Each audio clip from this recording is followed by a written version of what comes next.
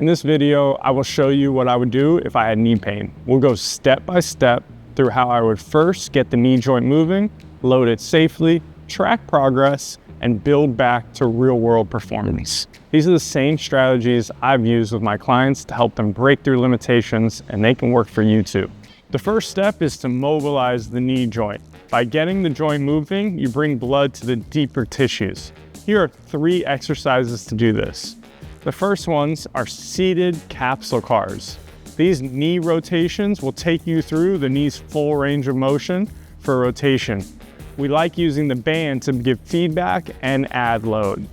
Next up, gentle rockbacks. These will work on knee flexion and lengthening the quads. The last mobilization exercise is terminal knee extensions. We program these to train a full lockout of the knee and learn to let go and bend your knee. These should bring blood into the quads and get a nice pump with a simple exercise. If you would like to be guided through each exercise, you can refer to the description for the full video.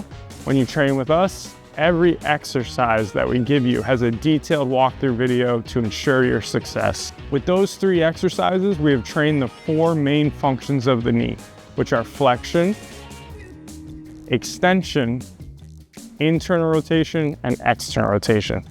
These exercises serve as a baseline for assessing how well your knee can move. Now it's time to find the right entry point for loading. First, a quick general talk about pain. That's where we want to use the pain scale. So if it's the first or second or third day after, and you're still at a 1, 2, or 3 out of 10 on the pain scale, not a big deal. We're probably adapting. We choose the right amount of load, and we can continually progressively overloading so that all that tissue that was injured can actually adapt. If you're getting to a 4, depending on the person, it may be too much. That's when we want to start monitoring, especially if you're on your 3rd day lingering at 4, and we want to kind of maybe think about decreasing something. If we're getting to a 5, 6, or 7 on that 3rd day or even the 2nd day, then we really want to reduce sets or reps or load or range of motion. Just something a little tweak to see how we react to it.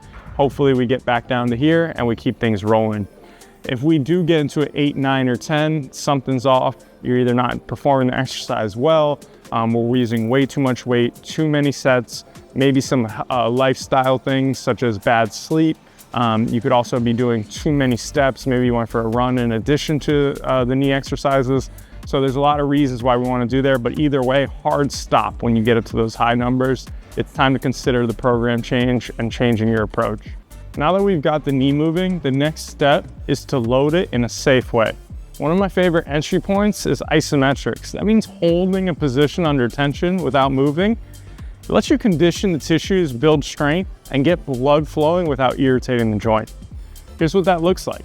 Start with something like a wall sit, leg extension isometric, or even a split squat.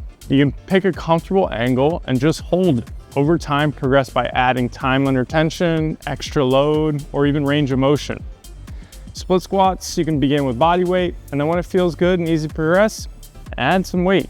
For the hamstrings, I like long lever bridges. You can bias more by driving through the heel or adding a calf co-contraction on a foam roller bridge for an extra challenge. And don't forget the tissue on the inside and outside of the knee. Think adductor squeezes or even Copenhagen planks. If those are too much, regress to side-lying lifts. For the outside of the hip, try side-lying abduction holds with ankle weights, making sure to reach the femur out from the pelvis for a stronger lateral hip contraction. Pain doesn't always start where you feel it, and that's why I always assess how the foot, ankle, and hip are moving. When these areas are lacking, the knee will take on stress it shouldn't. For the foot, I want you to see both pronation and supination. I want to build strength at positive shin angles. For the hip, I want to challenge rotation, lengthen the backside of the pelvis, and move through all planes of motion. This is where we excel at Marco Training Systems. Our trainers can assess your movement to see where you are exactly lacking motion. Once the foundation is set and the pain scale is looking good, then we can move into general strength training. Depending on the entry point, some people can start strength training in week 1, others may need a few weeks. Either way, the basics always work. That means hamstring curls, leg extensions, and squats. Add in adductor and abductor machines to round out the lower body. For the calves, do calf raises, and don't skip tibialis raises. They help with the blood flow and resilience. They're not a panacea, they're a great addition. I also like to teach patterns like the kickstand hinge and short split squat to really dial in foot pressures and groove hinge and squat mechanics. And don't forget to move side to side. Lateral lunges, curtsy lunges, or side shift drills train control and strength in ways that traditional squats can't. It's really important to lateralize and truly load one side so that you're not avoiding your injured side, especially when you return to running and jumping. Strength training is key, but it's not the end of the story. When the time is right, add plyometrics. They are essential for a full comeback and a step that's often skipped. Start with what I like to call yielding, sinking, or deep tier plyometrics. These lengthen the back of the hip and quads under semi-fast loading, then gradually progress to faster tempos. Next, add stiffness plyos like pogos. These are all about minimizing ground contact time and building a reactive rebound. Skipping plyos and going straight back to sports is one of the biggest mistakes we see people make. Being strong in the gym isn't enough. Real activities are fast, explosive, and unpredictable, and plyometrics are going to help prepare you for that. So now we've given you these exact exercise strategies to deal with the knee pain, I just want to touch on something that can be just as important outside of the gym. To make progress in the first few weeks, recovery is everything. That means hydration.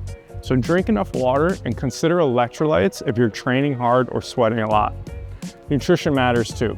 Aim for around 0.7 to 0.8 grams protein per pound of body weight each day. That fuels recovery and tissue repair. Stay active with daily, simple movement. Steps are great, but if walking aggravates your knee, cycling, the elliptical, or the skier are excellent low-impact options. And of course, nothing replaces quality sleep. Consistency here is key. Better sleep leads to better recovery, which leads to better gains.